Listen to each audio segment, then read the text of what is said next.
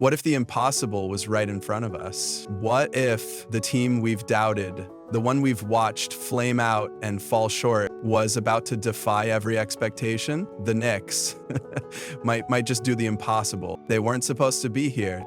The Knicks weren't supposed to be contenders. They weren't supposed to be the team that nobody wants to face in the playoffs. Well, guess what? They are. And at the heart of it all is a guy who's never supposed to be here either. Jalen Brunson. He's been nominated as a finalist for the 2024-2025 Clutch Player of the Year award, and he's ready to dominate the playoffs. Let's just be honest. Jalen Brunson is one of the smallest guys on the floor almost every night. 6'2" on paper, closer to 6'0" in reality, in a league built on height, wingspan, and explosive leaping. Brunson's not supposed to be dominating, and yet he is. He controls the game like a 10-year vet. He posts up defenders a half foot taller. He finishes through contact, he slows the pace. And then, boom, he hits you with a dagger mid-range jumper like it's 1998. But don't get it twisted. This isn't a fluke. This isn't, wow, he's surprising us. Luka Doncic knew. Back in Dallas, Luka said Brunson should have been an all-star. He called him a winning player and didn't want to lose him to New York because he knew Brunson isn't just small, he's built differently. You watch him now and see shades of Kyle Lowry's toughness, Kobe's footwork, Dame's fearlessness, and somehow a big man's postgame in a 6'2" guard. He's a big player in a small body. And in the playoffs, that's dangerous. He's got that Mamba-like mentality with a touch of NY grit, the Knicks culture shift. Okay, let's address the elephant in the room. Yes, the Knicks struggled during the regular season against the top-tier teams. They got cooked by Boston, outplayed by Milwaukee, and couldn't keep up with the Nuggets or Thunder. And for a lot of people, that's reason enough to count them out. But context matters, and the Knicks were doing something that very few contending teams attempt: integrating three major pieces of a championship puzzle all at once. They brought in Karl Anthony Towns, Mikal Bridges, and OG Anunoby, all in the same era. 3 different play styles, 3 different roles, and while trying to fit them into a defensive-minded, blue-collar system, yeah, it was gonna get messy. On top of that, they lost one of their key glue guys, Dante DiVincenzo, a player whose hustle, shooting, and vibe helped stabilize the locker room and ignite runs off the bench. You don't just replace a chemistry guy like that overnight. But through all the shuffling, one identity remained: the Nova Knicks connection. In the 2024 offseason, the Knicks assembled something rare. 4 former Villanova Wildcats on one NBA roster: Jalen Brunson, Josh Hart, and Mikal Bridges.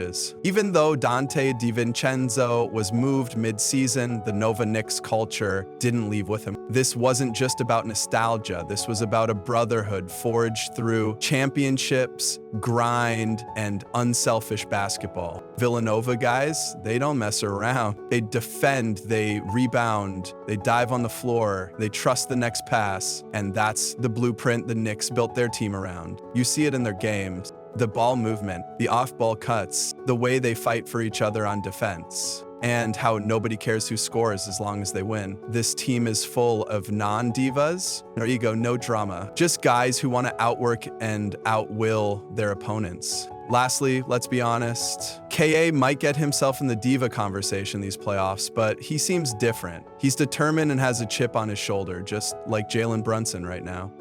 Ultra in action. When you look at this Knicks team transforming mid-season from inconsistent to legit contenders, it's not just talent that did it. It's chemistry. The Nova core set the tone. Jalen Brunson leads like he's still in a Villanova huddle. Josh Hart crashes the glass like it's March Madness. Mikal Bridges fits in like he never left. And even guys like KAT and O, who didn't go to Nova, have bought in to the culture.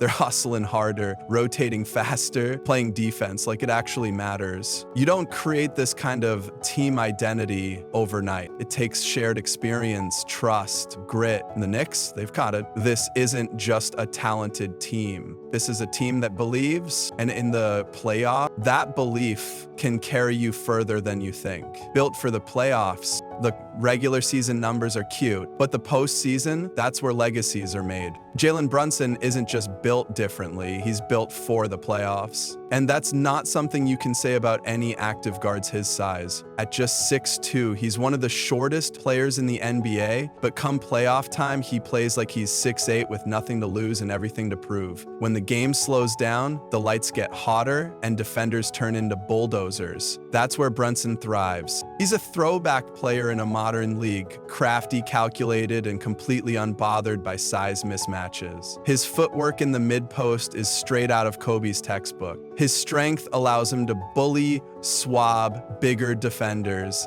and his patience, man, he'll lull you to sleep before torching you with a pivot spin fade combo that makes zero sense until the ball hits net. That's why teams hate seeing him in the playoffs. Just ask Donovan Mitchell and the Cavs from last season, or the Miami Heat defense that couldn't figure him out even with Jimmy Butler breathing down his neck. And this season, Jalen Brunson is top 5 in the NBA in clutch points. We're talking the final 5 minutes, game within 5, when everything counts. He's shooting over 50% from the field in those moments, and his usage rate goes up, not down. When other stars shy away, Brunson demands the rock. He's hit more go-ahead buckets in the clutch than almost any other guard this season, ranking alongside names like De'Aaron Fox and Damian Lillard, both known for being cold-blooded closers. And yet, Brunson, he's doing it without the marketing machine behind him. Quiet, clinical, deadly.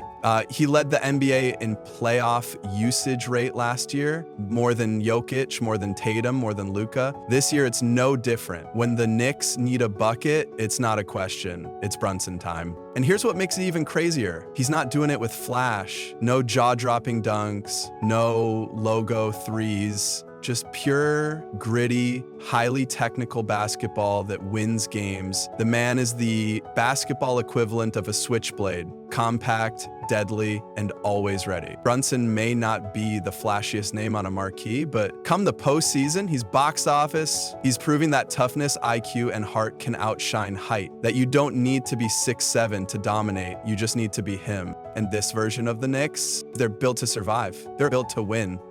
Brunson's already proved he's playoff certified. Last year, he torched the Cavs, gave the Heat fits, and he did it with no second start. No, he's got himself a squad with 2 defensive studs in the mix. Michael Bridges, a two-way menace who can drop 25 and guard your best player. OG Anunoby, Mr. Quietly Elite, who makes your offense miserable with his insane defense. He will Defensive Player of the Year in the coming years. And then they added K, a 7-foot sniper who gives Brunson the space he's never had. Defense, shooting, versatility, depth is what a contender looks like. An MSG's ready.